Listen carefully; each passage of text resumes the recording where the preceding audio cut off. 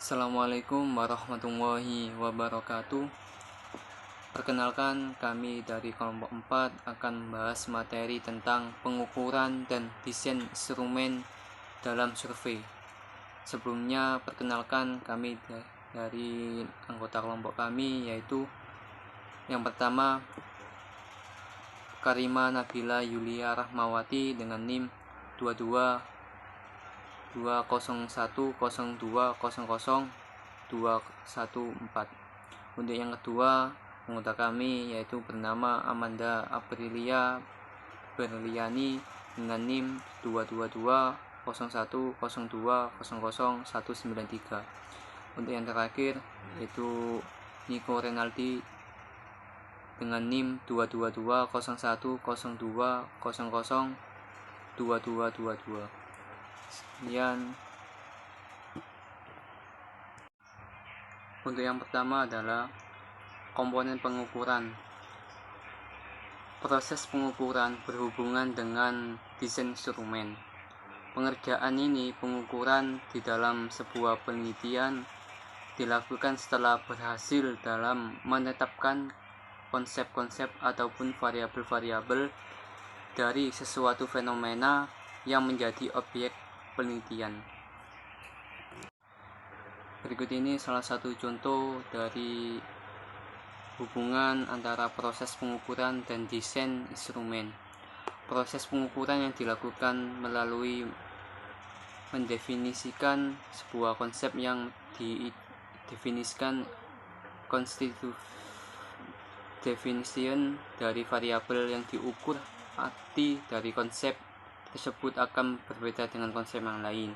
Salah satu ini adalah mengvisualisasi kejadian empiris. Untuk yang kebawahnya yaitu mengembangkan konsep kepentingan. Bawahnya juga mendefinisikan secara operasional, dan ke bawahnya lagi menyusun skala pengukuran, dan ke bawah lagi validitas dan reliabilitas instrumen, dan yang terakhir ke bawah menggunakan skala. Dari konsep mengembangkan kepentingan yaitu arah panah menunjukkan ke kanan, sebuah desain instrumen, masalah dan tujuan penelitian, didefinisi dan konsep. Dan untuk yang validitas dan reliabilitas instrumen, arah panah menunjukkan kanan, penyusunan skala menyusun pernyataan terbuka ataupun tertutup. Skala yang digunakan yaitu layout dan urutan pernyataan koreksi. Pada slide selanjutnya yaitu skala. Skala merupakan alat yang menyediakan jangkauan nilai-nilai yang sama dengan karakteristik yang berbeda ataupun jumlah pada karakteristik yang ditunjukkan dalam mengamati sebuah konsep. Penyusunan skala ini adalah menetapkan sebuah proporsi ataupun mengatur secara seimbang ataupun menurut perimbangan nilai pada dimensi variabel-variabel. Penyusunan dapat dibedakan antara penyusunan indeks variabel dan penyusunan skala variabel. Daripadanya perlu diketahui dengan langkah-langkah penyusunan baik indeks maupun skala. Untuk slide selanjutnya adalah langkah-langkah level pengukuran skala. Terdiri dari yaitu 4, yaitu nominal, ordinal, interval, dan rasio. Untuk yang pertama yaitu nominal. Skala nominal adalah tingkatan pengukuran yang paling sederhana dari skala pengukuran, di mana nilai-nilai ini menunjukkan pada sebuah objek untuk tujuan identifikasi ataupun klasifikasi. Dasar pergolongan ini dimaksudkan agar tidak terjadi tumpang tindih ataupun tuntas. Langkah yang ditunjukkan untuk suatu kategori merefleksikan bagaimana kedudukan standar label ataupun kode, sehingga skala diterapkan pada yang hanya dibagi ke dalam kelompok-kelompok tertentu. Untuk contohnya yaitu pergolongan mobil ke dalam kategori sedan, van, mini, truk, bus.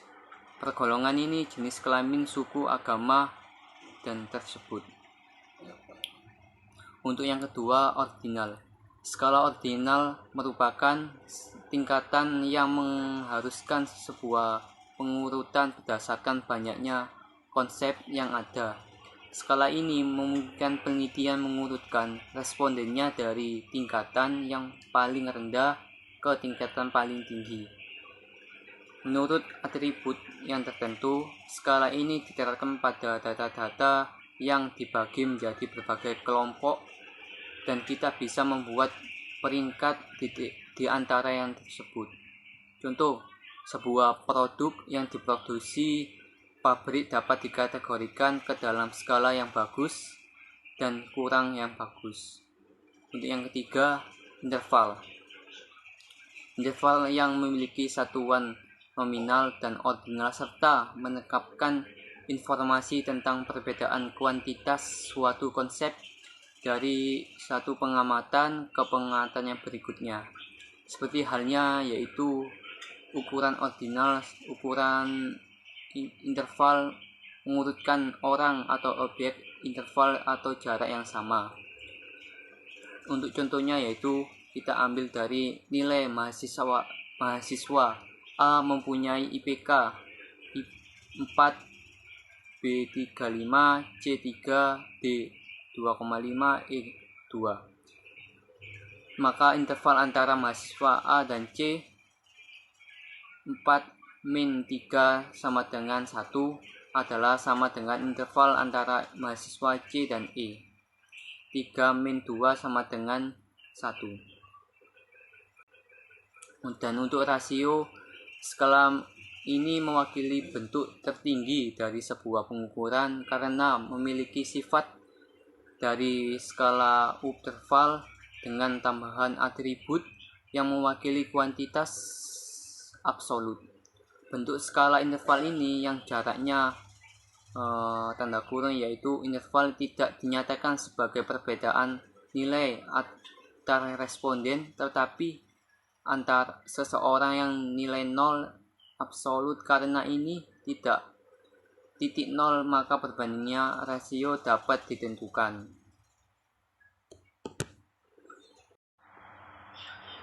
Untuk slide selanjutnya yaitu klasifikasi teknik skala dan bisnis. Para ahli memiliki berbagai macam dalam pendapat membuat, yaitu tentang skala yang disebut juga ataupun alat ukur. Menurut Malhotra 2003, menggunakan skala ukur dalam dua bagian besar, yakni 1.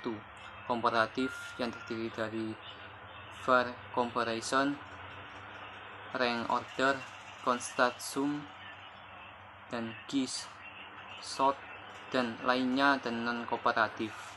Untuk yang kedua, non-kooperatif yakni terdiri dari single continuous rating scales dan itemized rating scale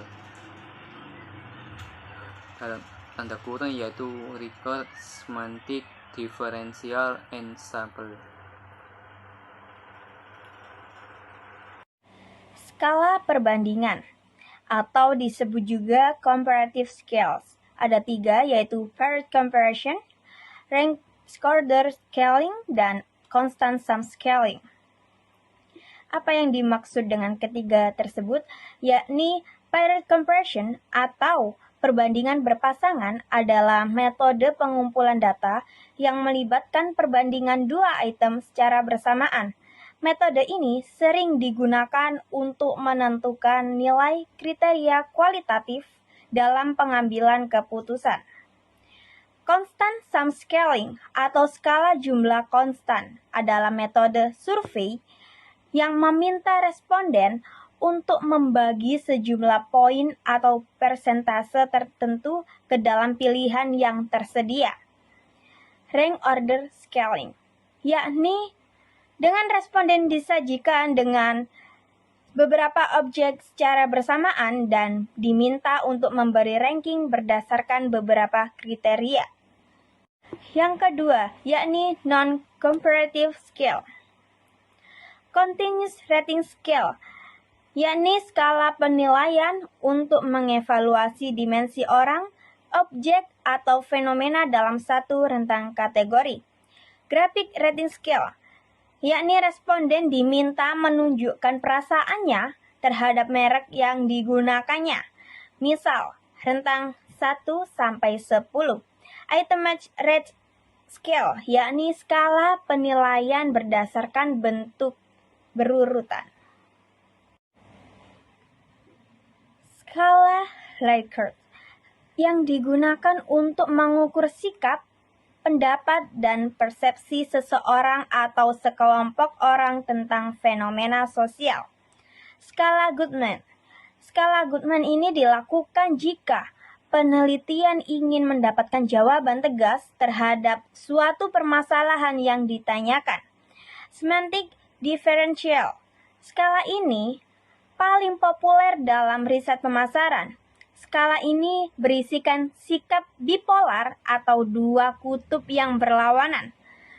Staple Scales merupakan modifikasi dari skala diferensial semantik. Yang dibedakan dalam skala Staple adalah yaitu 1. Kata pertanyaan tidak bipolar. 2. Poin berupa angka, negatif dan positif.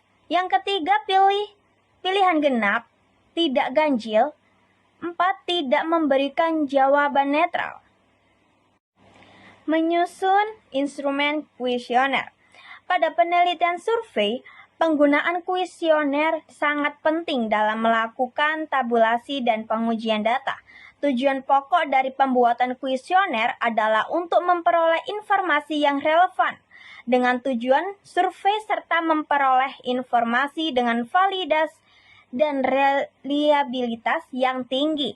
Karena masalah yang dipertanyakan sangat terbatas, maka kuesioner yang disusun sebaiknya berkaitan langsung dengan hipotesa penelitian.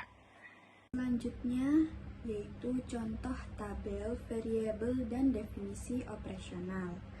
Variabel daya beli. Definisi operasionalnya sumber daya finansial dengan ukuran sumber daya spesifik aset finansial yang mencakup dua penghasilan, income, dan kekayaan bersih. Variabel pengetahuan. Definisi operasionalnya terbukanya wawasan seseorang yang akan berpengaruh pada pola pikir dan orientasi hidup seseorang dan pada waktunya juga akan mempengaruhi nilai yang dianutnya. Terakhir, variabel koneksi sosial. Definisi operasionalnya gambaran seberapa besar seseorang dapat dipengaruhi dan mempengaruhi lingkungan sosialnya, contohnya keluarga, tetangga, teman atau relasi untuk mendapatkan standar kebutuhan kehidupan. Setelah merumuskan definisi operasional, langkah berikutnya adalah menentukan indikator dari setiap variabel maupun subvariabel yang dapat disusun rancangan butir kuesioner. Selanjutnya ada 3 tipe kuesioner. Yang pertama, tipe kuesioner terstruktur. Area penggunaannya besar, studi kuantitatif, metode administrasi, telepon, wawancara, dan internet. Telepon, wawancara, dan internet atau online. Yang kedua, semi terstruktur. Area penggunaan, riset konsumen, riset bisnis, dan riset pemasaran. Metode administrasi, telepon, wawancara, dan internet atau online. Terakhir, tidak terstruktur. Area penggunaan kualitatif studi, metode administrasi, PGD, dan depth interview. Menyusun pertanyaan kuesioner. Dalam menyusun pertanyaan, perlu diperhatikan oleh peneliti apakah pertanyaan tersebut sesuai dengan konsep variabel, apakah pertanyaan tersebut relevan dengan topik penelitian, dan apakah bagaimana pertanyaan tersebut ditabulasi. Sugiono 2010 menyatakan ada 10 prinsip yang harus diperhatikan dalam penulisan angket atau kuesioner. Yang pertama, isi dan tujuan pertanyaan. Kedua, bahasa yang digunakan. Ketiga, tipe dan bentuk pertanyaan. Keempat, pertanyaan yang tidak mendua. Kelima, tidak menanyakan yang sudah lupa. Keenam, pertanyaan tidak menggiring. Ketujuh, panjang pertanyaan. Kedelapan, keurutan pertanyaan. 9, prinsip pengukuran. Dan yang terakhir 10, penampilan fisik kuesioner. Yang terakhir, dalam membuat pertanyaan dalam kuesioner ada beberapa jenis pertanyaan. Yang pertama, pertanyaan tertutup. Yang kedua, pertanyaan terbuka. Ketiga, kombinasi terbuka dan tertutup. Dan yang keempat, pertanyaan semi terbuka.